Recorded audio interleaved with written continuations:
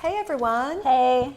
Hey, here We're we back are. See you next Thursday. See you next Thursday. And today we wanted to talk a little bit about this really cool thing called the emotional guidance scale. We all have our inner being, our inner voice, and this emotional guidance scale is it's a card, you can see this. It's a card that we got at an Abraham Hicks seminar that we went to. And this has been a really great tool because it lists 22 different emotions, and They're all natural human experiences. yeah. And they're the highest is really high. It's So, joy. yeah, read the first one and read the last one, so then you can kind of see as we're going to go through the scale, and we're going to start from the bottom. But we'll first start by reading what the highest of the high is and what the lowest of the low is, and then move from the low to the high so you can see what is that next thing to reach for. The objective is that when you're low, that you're always reaching for higher thinking thoughts.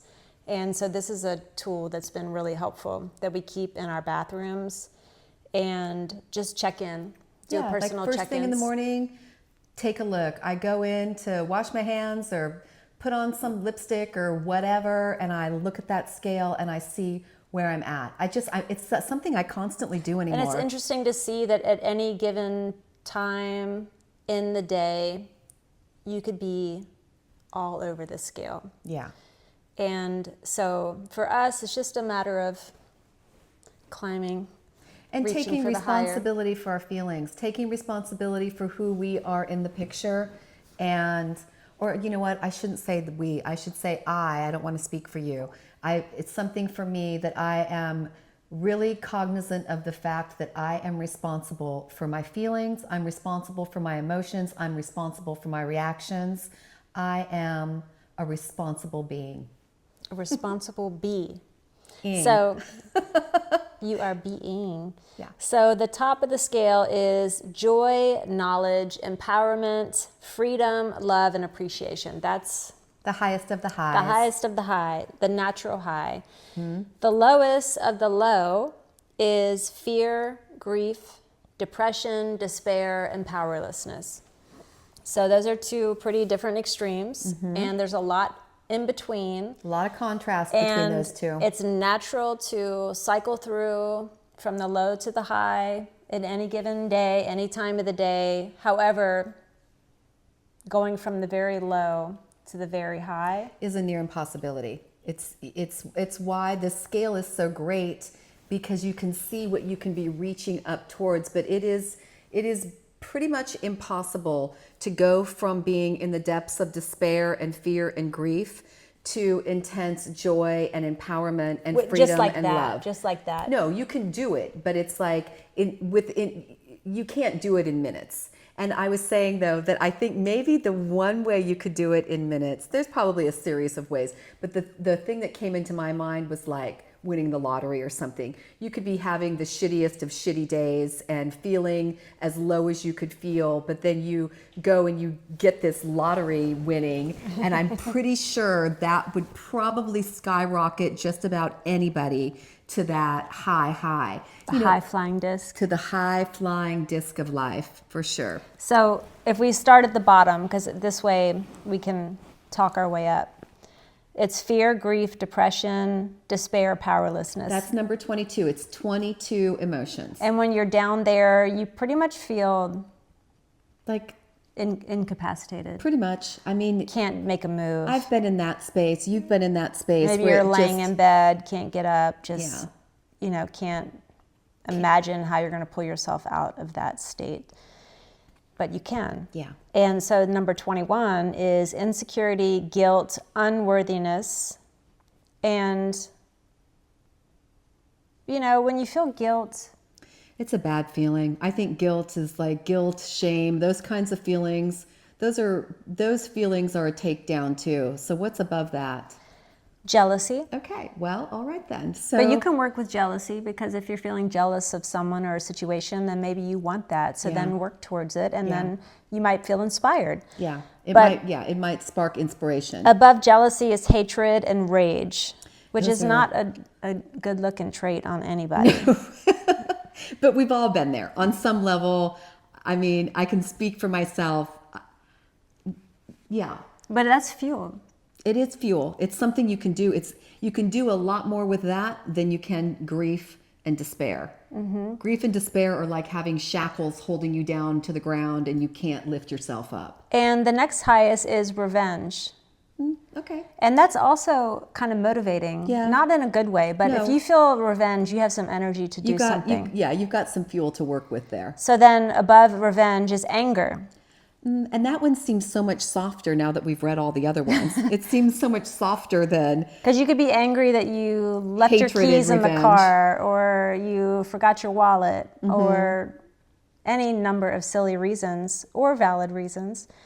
But you can work with anger. Above anger is discouragement. And Also dis is workable. one of those words that has a negative connotation. Yeah. Dis-ease, disrespect, disavow. Getting dissed, Getting dissed. disappointment. Yeah. Above discouragement is blame. Yeah. And that's where you started out. You want to blame people for your situation. You want to blame the weather. I want to blame somebody for the way you feel. It's like You want to blame your car for running out of gas because you you want to didn't get blame some. your partner for not doing something they said they were going to do, and now you're stuck doing 10 more things. You want to blame somebody because you're hungry and you need a snack. Just go get a snack. Yeah. So above blame is worry. That's a place where I've toiled so much in my life, and I have to say it's one of those emotions that is rarely ever worth it. And one of our neighbors because it's rarely ever worth it because so much of the stuff that we worry about never even comes to pass. It's like this just wasted time. Yeah. Wasted time. Remember speak George from- said, don't borrow sorrow from tomorrow. What does that have to do with worry? Isn't that worry? That's sorrow. Oh. Whatever. I don't see sorrow in here, but that's you were somewhere. so wanting to cut me off to say that. And it's like, what? Well, What where's does that even- sorrow on here? I guess that's 22. That's way down there. Whatever. For sure. So then, Oh my God, did y'all just see that? She's just waiting to get her piece in. that's your style. That looked like it was your style. I did adopt that practice just now, but that's not usually my style. is that blame or is that worry? I think I'm trying to justify. I don't see that one on here either. But so doubt is above worry, and I feel like when you're doubting something, then you're also hoping for something at the same time, or at least that's how I would think about it. You would put doubt and hope at the two opposite ends of the spectrum. Kind of like if you're doubting something, that means that you're also thinking something could potentially happen. So it's kind of So you're hopeful. You're doubting. Two sides of the same coin. right. In other words, I can move forward with doubt, right? Because above doubt is disappointment. And people are going to disappoint you. You're going to disappoint yourselves. But it's not such a bad trait. Doubt? Yeah, disappointment. Oh, disappointment? I don't know. It's not a great one. How do you, I don't know. If I say, Teresa, I'm really disappointed in you. I'd feel bummed out. Yeah. Yeah. It's not great. It's not great. No. So above disappointment, It's better than doubt. doubt. Overwhelmment is the next highest reaching thought.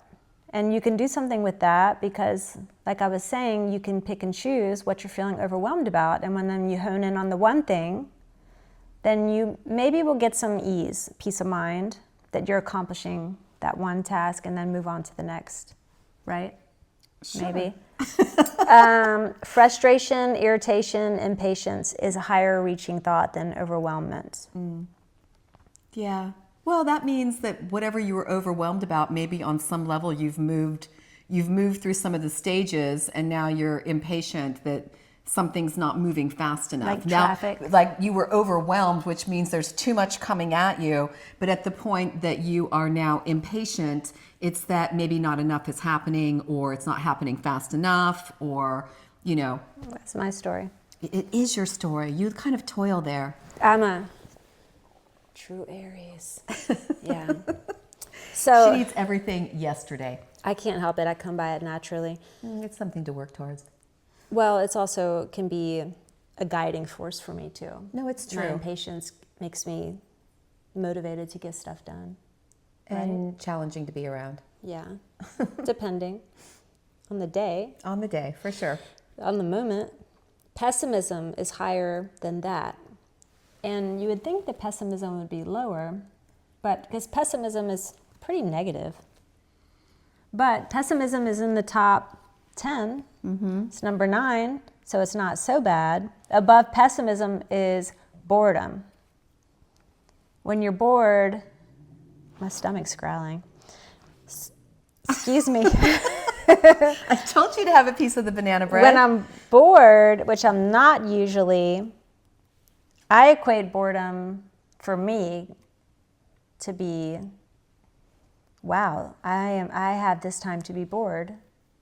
When I was, it seems like a luxury of time to me. it boredom. does at this time, Yeah. at this stage, I'm coming from running our businesses and working crazy hours for so long, feeling bored. If I were to use that word, feels almost like a gift. What other word would you use besides bored to say bored? Over it. Okay. I'm over this. I'm ready for the next. Well, that seems more like impatience to me. And pessimism. So the tipping point then above boredom is contentment. Maybe you can get to contentment by when you're feeling bored, if that's what you're feeling. You find something that's like, if I'm bored, and I want to go to contentment, that's the next one. I would like the other day, I played Scrabble by myself.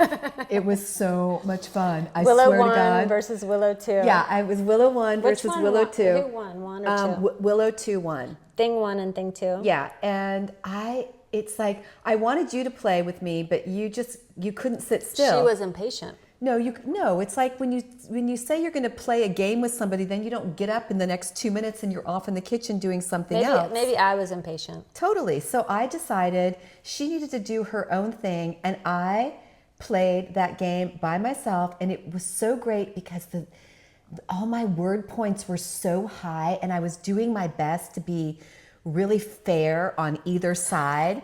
It was really weird. So, and it doesn't matter if it's weird. It gave me this level of contentment. That's good. I'm glad. Yeah.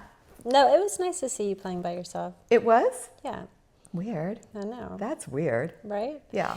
So above contentment is hopefulness. That feels really good to feel hopeful. Because when I'm feeling hopeful, I feel like anything's possible. And I'm in a really good state of mind. Your headspace is all nice and clear. And that's not even the highest. Higher than hopefulness is optimism. And for someone like me that's not, I would say that optimism is not my go-to trait. No, I don't think so. But no, and that's no shade. I said it about myself. Yeah. But I admire that quality in other people. Yeah. And I definitely want to be around people like that. Oh, for sure. Maureen Jones. Yeah, her cousin is just like the shiniest, most brightest, most optimistic person I have met in the last 20 years. I haven't met anybody as optimistic as this woman in so long. We love you. And I just always want to be in her presence because it just feels like it rubs off. It feels so good. She needs to do a TED Talk. Agreed. And so above optimism is positive expectation and belief. And this is a one that I find myself toiling in more than I do depression. That's good. As of late. That's good. Because I feel like in my boredom state, if you want to call it that, contentment, this ease that we've been enjoying for a little while. I know everything doesn't last forever, so trying to suck it dry while we can. Trying to milk it. I mean, seriously. Milking these nuts.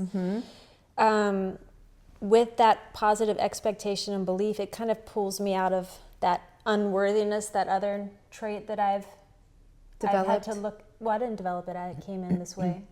No, you didn't come in this way. You were nurtured this way. You did not come in this way. Well, it's like coming in with a it's toxic like liver. little babies don't come in feeling unworthy. It's not possible. Well, maybe my awareness from a young age, I that's a whole nother conversation. Yeah. But positive expectation and belief, it just feels really good when you're enjoying what's going on, even if it's looks like it's boring. It doesn't matter, because there's something about the ease that you're experiencing, I'm experiencing, that I want more of it, and I expect it. You know, I expect in us taking this huge risk and jumping off the cliff like we did, And moving across country. that all the great things are going to come into play, and all the hard work that we did was equity in the bank. And What if it wasn't? it is. I positively expect it. It's a belief that I have, Willow. Are you being I'm playing devil's advocate. You're being discouraging. I'm sorry. I'm playing devil's advocate. So she is a Capricorn. I am. I can't help A it. natural devil. Yes, So- it's true. Enthusiasm, eagerness, happiness is even higher. And happiness, sometimes I hear myself saying, is a fleeting proposition. And Why? I don't know why I say that sometimes. I mean, that's one of those things. It's like, you know, we all have these belief systems, but beliefs are just something that we tell ourselves over and over and over again. And so they can be erased just as easily as we say something, you know, like, oh, well, like for me, it's like getting older is hard. Well, it's not really. It's only hard if I make it hard. Do you see the way her mind's working? She's going around the scale like this. That's how this stuff works. It's crazy. So passion is number 2. And when you're feeling passionate, or you have something that you're passionate about, your kid, your job, your Partner, your lipstick color, your dinner you're going to make tonight, your exercise routine, whatever it is, milk it, run with that one. run with it. So milk then it. the top is joy, knowledge, empowerment, freedom, love, appreciation.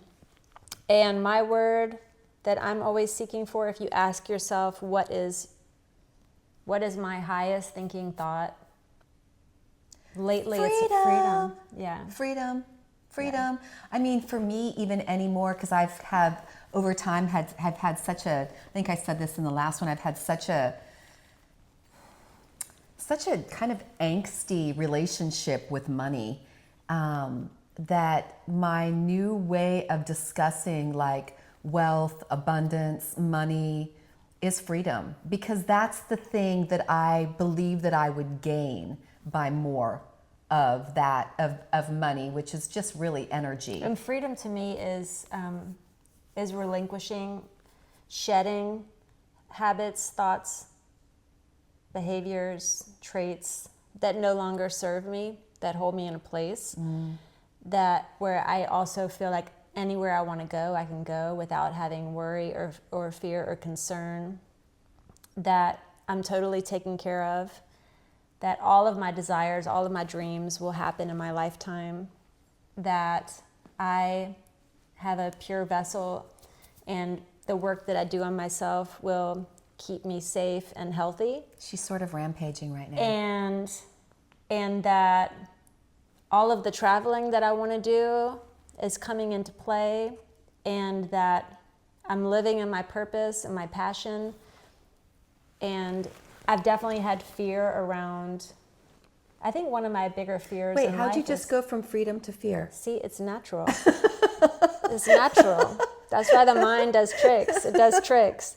But one of my fears in my life was always not doing the work that I was meant to do, which is why we're continuing along on our journey and sharing information. I don't think you're alone with that. I think a lot of people feel that way. And I think we especially feel that way when we hit certain points in our lives where we've told ourselves, by the time I get to this age or to this stage or to this point, I'm going to have this, this, this, and this. And a lot of times I'm going to just toss this number out, because I feel like a lot of people do this around 40. They turn around and they're like, oh my God, where'd my life go? Why am I not here yet? And here's another thing to consider. You're where you're at because it's where you're supposed to be. And everything that you've done, everything that I've done in my path has led me to where I am. And for me, knowing that I'm always going to strive to reach for something better, and that I've never gotten to the place I want to get to, because I find myself always wanting to learn and evolve. I don't have some end goal in mind with, I've made it, my life is done, I'm set. I don't have that. I don't know if I ever will. Well, that's good. I have a curious mind, and I don't feel like any particular place is home. I have bits and pieces of feeling that way in different places that I've lived, and each place offers something different. So as long as I'm here on this earth, I want to continue to become more expansive and see what there is out there to offer. I don't have some sight in mind that's going to be the epitome of feeling like I've made it. Emotional guidance system. The emotional guidance scale. Oh, scale. I don't know. I like it. We'll share it. We'll put it up. We'll take a picture. We'll put it up. And so anybody else who's interested in it can take a look at it.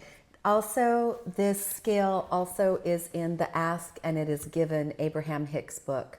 So you could go and get that book as well, and that this scale is in there too. So I want to shout out Charles. Airy. Thank you for turning us on to Abraham about 8 years ago. Really, seriously, thank you. It's been a real help in Our process. in expanding.